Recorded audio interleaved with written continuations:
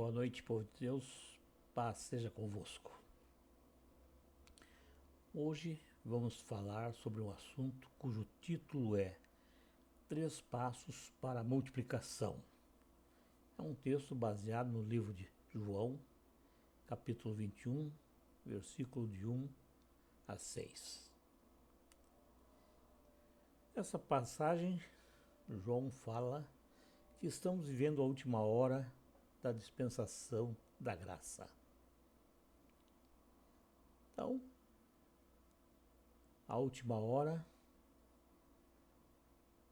da dispensação da igreja nessa terra. Nós sabemos que são 7 dispensações, essa é a sexta, a última é o reino milenar, que acontecerá depois da volta de Cristo para arrebatar sua igreja nessa terra. A verdade é que em todos os séculos passados, a igreja tem sido conduzida pelo Espírito Santo. Então, essa é a grande verdade. Deus, através do seu Filho Jesus Cristo, ele veio a essa terra, uma semente, e plantou essa árvore chamada igreja, e que está se multiplicando ano após ano, aumentando as pessoas que seguem o cristianismo, também abençoando a muitos. Então, caminhar sobre essa direção, a direção do Espírito Santo, é que vai levar a igreja a ver Deus. Ou seja, esse é o nosso pensamento, a nossa intenção de que nós vamos morar com Ele na eternidade. Porém, irmãos, se a igreja se desviar desse caminho, deixar de ser guiada pelo Espírito Santo, o sacrifício feito por Cristo Jesus lá no Calvário será totalmente inútil. Ele deixou nessa terra uma igreja que é viva e que pode confirmar através dos seus frutos que produz. E a igreja, irmãos, não são os templos. A igreja é a união de cada ser humano que aceitou a Cristo Jesus como Senhor e Salvador de suas vidas. Quem vai dar frutos somos nós. Nós somos responsáveis para dar frutos. E esses frutos, então, são as almas que nós podemos ganhar para o reino nessa terra. Então, irmãos, você tem um propósito para ser cumprido. Você tem um chamado, que é o ID. Então, se você não ficar nessa terra aí 70, 80 anos e não ganhar uma única pessoa para Cristo, e daí? Você vai ser considerado um servo mau. Ah, mas eu fui bonzinho, não dei prejuízo para ninguém. Isso não importa, isso é tua obrigação. Ser bom, ser honesto, isso é a nossa obrigação, a obrigação de todo ser humano. Nós temos um ID. Nós temos de cumprir esse ID. Nós temos de ganhar almas. Eu não preciso mudar de continente para ganhar almas. Eu posso ganhar almas na minha rua. Eu posso ganhar almas no meu trabalho. Eu posso ganhar almas na minha escola. Eu posso ganhar almas na minha roda de amigos. Ah, mas vou falar de Cristo para os meus amigos? Se você não fala é porque você tem vergonha. Se você tem vergonha de Cristo, ele vai se envergonhar de você depois lá. E daí? Que cristão é você? Cristão de nome, de fachada? Então, sabe, irmãos, a Bíblia é clara. Não adianta os pastores virem falar que Deus cura, que Deus liberta, que Deus faz isso, que Deus faz aquilo. O crente na igreja está careca de saber disso.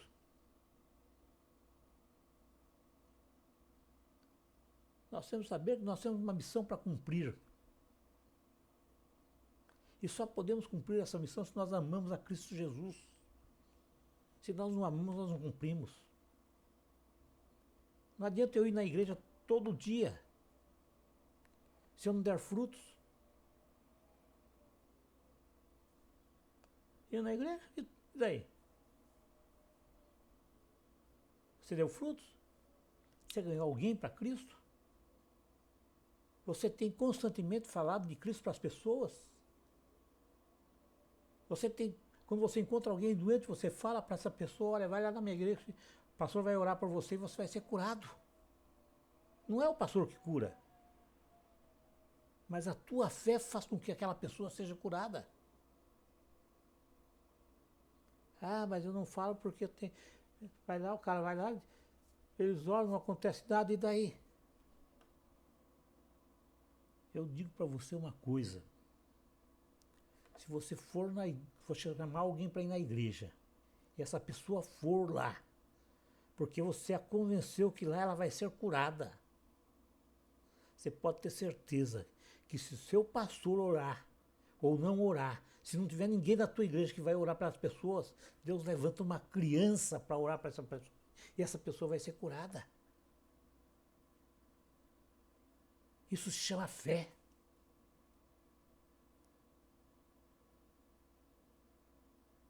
Isso se chama você entender que você segue um Deus que cura, que liberta, que transforma. Um Deus que quer que você conheça Ele a cada momento mais. Não, irmãos. Se você não ganhar almas, se você não fizer o ID, se você não fizer as coisas que a Bíblia manda, então não tem problema, no final você vai lá para o inferno, tudo bem, fica com o diabo, vai abraçar ele lá.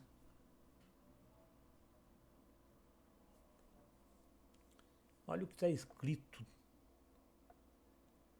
na palavra de Deus.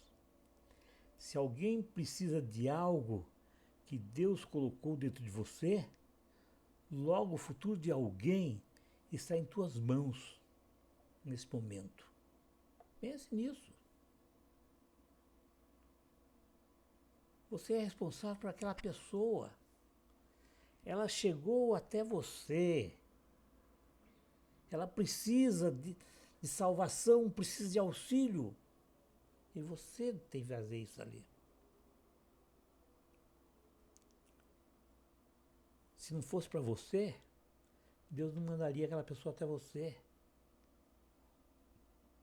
E se você não está fazendo, o que acontece? Você não está cumprindo com a palavra de Deus. Você está sendo desobediente à palavra de Deus.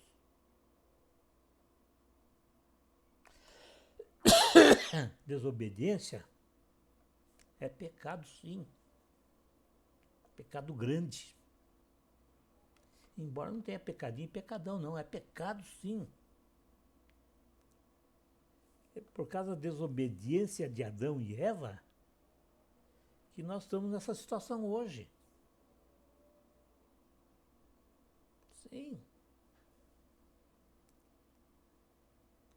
Isso é omissão, irmãos. Ser omisso quando você pode fazer alguma coisa é pecado, sim. É pecado grave. É pecado de desobediência. Como eu disse, a igreja somos nós. A igreja, ela não gera vidas para o reino. Então essa igreja está estagnada em si mesma. está morta. Não é fria nem quente, é morna. É uma igreja acomodada, satisfeita com o que conseguiu. Isso é um perigo, irmãos. Uma igreja viva, ela precisa produzir vida. Quem está vivo produz vida, produz esperança, produz sonhos. O morto não produz nada. Essa é uma verdade, irmãos, que não pode ser questionada. O tema que nós lemos nessa noite, ele mostra os discípulos de Cristo Jesus desanimados. Eles recentemente tinham perdido seu mestre. Cristo Jesus já tinha sido morto. O trabalho secular não estava dando os frutos que eles precisavam. E essa situação, irmãos, nos mostra uma igreja sem muitas perspectivas, sem futuro, sem fé. Fé nas promessas de Cristo Jesus. Sim. Eu falei muitas vezes nos púlpitos, desânimo é um caminho muito perigoso. Observe, os discípulos eles voltavam ao seu trabalho secular. Alguns deles eram pescadores. Eles haviam perdido o foco, estavam desanimados, porém eles tinham algo em si que chamou a atenção de Cristo. E o que eles tinham, irmãos, é fundamental para o crescimento da igreja. Eles não foram chamados por chamar, como você não foi chamado por chamar. Eles tinham unidade. Eles estavam juntos. Está lá no livro de João, capítulo 21, versículo 2. Nós lemos nessa noite. Embora o foco em outro objetivo. Pescaria. Eles estavam juntos, mas pensando na pescaria. Isso faz toda a diferença no reino de Deus.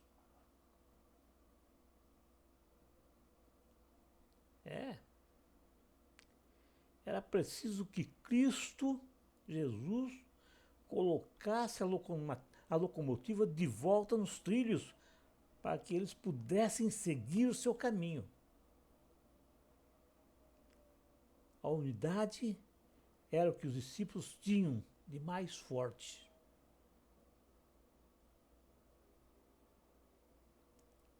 Jesus ressuscitou e voltou a falar com eles. Mostrou o que eles deviam fazer. Mas eles tinham unidade. Mas eles precisavam de algo mais. Eles precisavam de atitude. Atitude. Olha o que Simão Pedro falou. Vou pescar.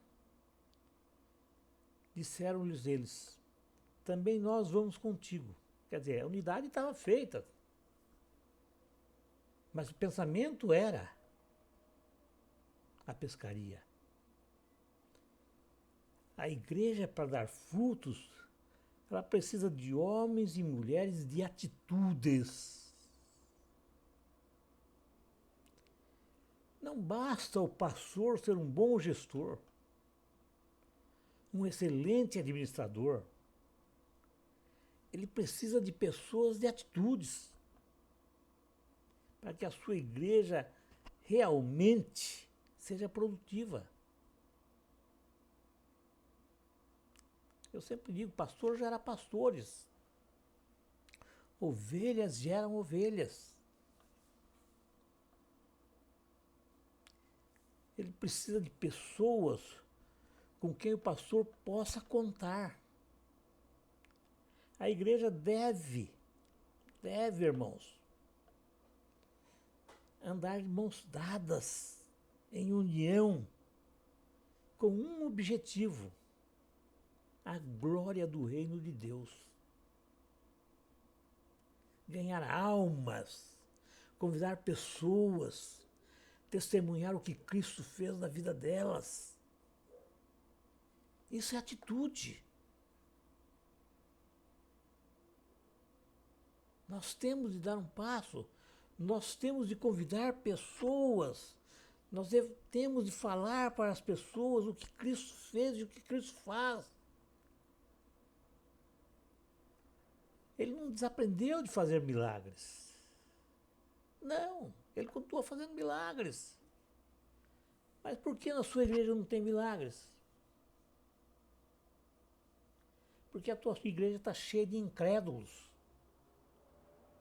Pessoas que não dão testemunho. Pessoas que não convidam ninguém para vir à igreja. Pessoas que vão na igreja por obrigação.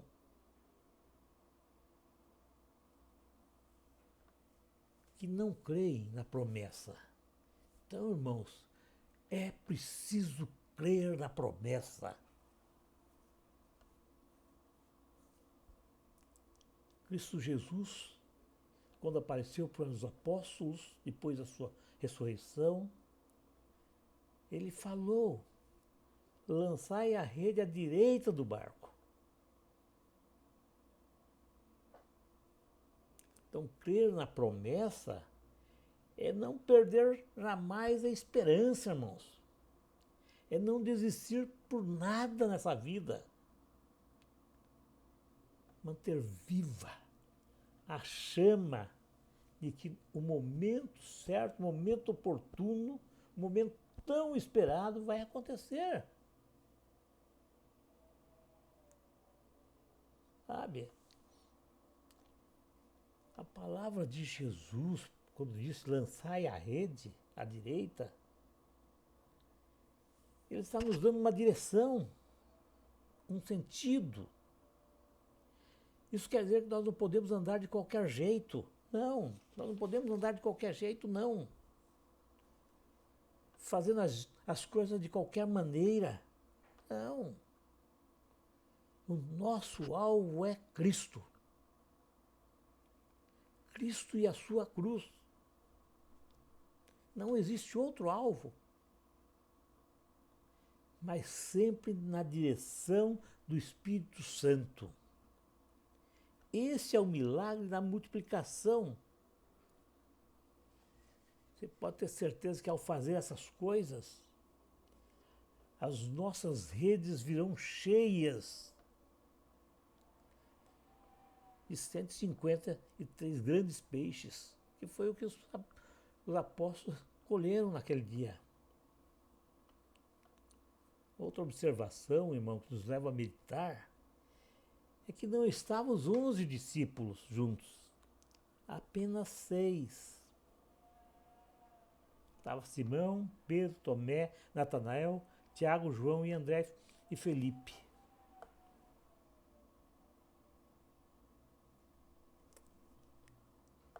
Eu falei 6, mas eram 7, né? Lembre-se de uma coisa, irmãos. 7 é o número da promessa. É o número da perfeição. É o número de Deus. Esse número está presente nos momentos mais significativos e marcantes de toda a história bíblica. E não é diferente para nós, na Igreja de Cristo. A presença de 7 discípulos nesse episódio confirma a promessa do Senhor para a sua igreja, de que nunca faltarão homens e mulheres com atitude para continuar a obra de Cristo nessa terra. Embora hoje a igreja esteja nos caos, esteja decaindo, mas ele tem reservado homens e mulheres fiéis para fazer a sua obra dessa terra. Como eu disse para vocês no início, esta é a última hora. Depois não haverá mais tempo. Vamos lançar nossa rede ao mar agora. Nós fomos separados por Cristo para prosseguir sua obra nessa terra. Pode até nos faltar atitude, mas com certeza isso não vai ser mudado. É preciso voltar nosso foco para Cristo. Assim como ele apareceu aos seus discípulos à beira do mar, ele está em cada um de nós, na pessoa do Espírito Santo, nos fortalecendo e nos inspirando a conquistar o impossível pela fé. A cruz de Cristo, irmãos, é o nosso referencial. É nela que encontramos motivos para vivermos a multiplicação pela promessa que nos foi feita. Amém.